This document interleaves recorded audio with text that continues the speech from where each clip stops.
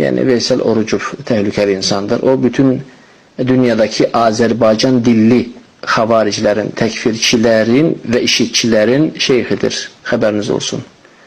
Bu insanın iki sifəti var, iki məzhəbi var. Biri sizin üçün sələfə uyğun danışır o insan. Biri də məxsus öz cəmaatı üçün. Və bundan qabaq bu qalmaqal başlayanda mən 22 nəfər Gürcüstanlı insanın ismi, soy adı və atasının adıyla şəhadətini verdim bir çox rolik düzəldənlərə. Onlar imtina etdilər rolik düzəltməyə və mən məğlub oldum onun qalmaqalında. O insan yalancı bəyanət verdi. Sonra həmin bəyanəti mən göndərdim onun təkfirçi dostlarına. O günlərdə biz yazışırdıq, qırışırdıq. Onlar da gülüş smaki göndərdilər ki, elə yaxşıdır, zakazı yerinə yetirir və s. Siz girən kol deyil, deyir bizə. Yəni bu insan iki başlı dəvətçidir.